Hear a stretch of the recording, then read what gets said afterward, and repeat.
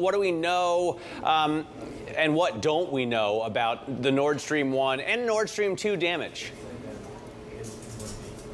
Yeah, so we know that things happened almost simultaneously. So we saw pressure dropping in both Nord Stream and Nord Stream 2 pipelines. And Nord Stream operators said that actually there is no clue. They cannot say, it's impossible to say when flows can resume through the pipeline. We see there are some gas leaks. They were detected in the Danish and Swedish exclusive economic zones. Germany said it's investigating. Denmark said it is stepping up security at its energy facilities. We don't know the reasons. We don't know what is the actual impact of those leaks. So there is still a lot being investigated. Yeah, a lot to discover, a lot to understand about what has caused this then, Vanessa. What does this mean for energy markets? I just highlighted a jump in the benchmark energy price in Europe today. But is that because it's telling us something about the future and the chances of seeing supply restored? Because both of these pipelines are idled at the moment. Exactly. So let's remember, both pipelines are idle. Nord Stream was halted. The flows through Nord Stream were halted earlier this month. And also Nord Stream 2 has never sent any gas to Europe after Russia started its war in Ukraine. And so actually there is no impact in gas supplies to Europe. There is no impact. But look, the markets, traders are already tense. The situation is tense. Markets are really tight. And that just adds to this situation, to this bullish moment. It's tense, Akim. So, yeah, man. But first and foremost, giving all praise to Yahweh Ba'ashim Yahweh Shai Ba'ashim Rachakwadash. Double honors to the elders and apostles of Great Millstone who rule well, peace and blessings to the hopeful elect. Shalom to the men of the Lord that are prophesying, preaching, and teaching on the highways and byways in sincerity and in truth. Shalom Barakatham. And you're seeing the latest development between the World War III tensions that has been brewing over in Europe, which we know it's going to culminate in that land of Syria by the Euphrates River, all right, otherwise known as the Valley of Decision or Jehoshaphat, as it's written in the scriptures, all right. These are all the contributing factors happening right now, man. Now, if you just to refresh your memory on the relationship between America and Europe, is that the one thing that binds them is the NATO. That's the military agreement between America and Europe. All right. Then you have the United Nations is another way that they're bonded, which is through international policies they pass. They have like they're basically on the Security Council. You know, the UK, Germany, America, Russia's on it too. And then you have the European Union, all right, which doesn't include America, but we all know that America is the primary military force behind all Edomite nations, which are Edomites are the so-called white people, okay? And so the European Union is struggling right now, okay? Now, there are already people protesting, ripping up their power bills and not wanting to pay their power. And now you have this added pressure with the Nord Stream 2 pipeline, which they showed an image of it, all right, which basically the direction that it flows. You can see it here, all right. It goes right across the Baltic Sea, all right, out of the northern parts of Russia and down by Germany, Denmark, man. All right. And that's a major source of energy. All right. Because you have natural gas plants, in Germany, but they need the raw material. They need the natural gas to basically have power, man. And that's really going to translate to no heat in the winter. So if this doesn't recover, there's going to be major catastrophes happening, man. Like lots of people dying. It could easily happen. And when all people start dying, what happens next? Well, the economic collapse happens. Stocks start crashing. The currencies get compromised when the stocks crash. People start cashing in debts. All right. People start spending less. They start buying things that they don't usually buy. So all of these companies that are propped up with these businesses that are good in prosperity, they're not good in the times of adversity. All right. Like the guy that sells lumber, he's not doing good most of the time when people got air conditioning and all that stuff. But in this day, it's gonna flip. All right. People are not gonna be buying bullshit. All right. They're not gonna have Netflix subscriptions. They're gonna be buying firewood, man. All right. All of these are great distresses that's gonna come upon this place, and it's gonna be part of what the scriptures prophesied about, which is that the 10 horns, which is what Europe is gonna hate the whore, which is who America is. And that's gonna lead to a global conflict that's gonna result in America getting hit with thermonuclear missiles, man. This is Jeremiah 4:29. Now this applies to Israel, but we know this is manifold. It applies to this place too. All right, and it's especially applies to this place now. It says, the whole city shall flee for the noise of the horsemen and bowmen.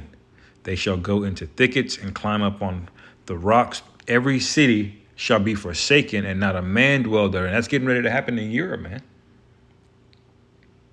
You think that's not going to cause tension for all you guys that have just been bullshitting?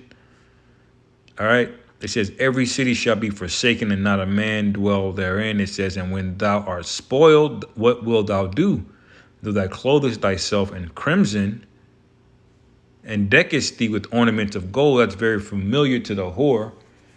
All right. That we read about in Revelation, the 17th chapter, which I'll get. But I'll just get the end part. I won't make this too long. But you see this whore dressed in scarlet and purple with a golden cup in her hand and all these precious jewels on her. All right. And just on top of the beast, controlling everything. That's America, man. All right. It says, though thou clothest thyself with crimson, and though thou deckest thee with ornaments of gold, though thou rentest thy face and with painting, in vain shalt thou make thyself fair. Thy lovers will despise thee. They will seek thy life. That's America, okay?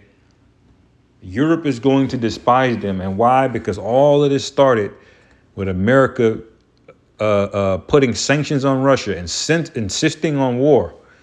All right? Stoking the coals in Ukraine, poking at China over there in Taiwan. All right? Adding all of this pressure is going to mount up, and eventually the last straw is going to cause this thing to break and collapse, man. And when that happened, the charagma is rapidly coming. Rapidly. He already has it. Watch how quick they're able to roll this thing out, man. When it all collapses, you're not going to see it coming because y'all are, like the scriptures say, you're settled on your lees. You're not paying attention. The thief in the night appearance of the day of the Lord is for people who rejected the Lord, who aren't paying attention, who aren't watchmen, all right, who aren't heeding. But it's going to come, and it's going to come rapid. Look at how quick they made this juice. Okay, average development before that was 10 years to develop. But they cranked it out in 10. How did they do that? Because they already know that it's no different with the charagma. Esau has got it ready on deck. The CBDC laws are already passed for digital currencies. The Pentagon is already on record making a bunch of these little things that the size of a rice grain. Okay, they already made them. All that needs to happen is the right events to take place, and this thing is just one, like a game of Jenga. It's just one piece of wood from being pulled underneath from this thing collapsing entirely, man. Shalakia. It says, verse 31, for I have heard a voice as of a woman in travail, and the anguish of her that bringeth forth her first child. All right. So when this happens, that's when the The day of the Lord, or the kingdom of heaven, I should say, is likened unto a woman giving birth, man. It's going to be very, very painful. And when it says once it starts, it's not going to stop. Once those pains start, that's it. So this is happening. You see right here, as the anguish of her that bringeth forth her first child, the voice of the daughter of Zion that bewaileth herself, that spreadeth her hands, saying, woe is me now, for my soul is weary because of murderers. That's how the kingdom of heaven is happening, man. That's how we know what time we're in. You know? This is not about to be pretty. If you don't have Yahweh Bashim Yahweh Shai, then you're going to be caught out there, man. And watch how quickly this damage it seems so far off over there in Europe. Watch how quickly it makes its way here, because these people here are ultra comfortable, man. It don't take much at all to cause distress. You let a bitch Wi-Fi go out for 2 hours, she damn near transformed, man. Wait till the internet's gone. Wait till 911's gone. Wait till cell phone signals are dead. Wait till there's no power. Wait till there's no 911 responses. Just wait.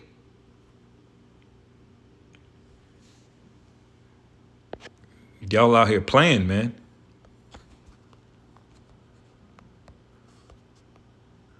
But this is to show you Revelation 17:4.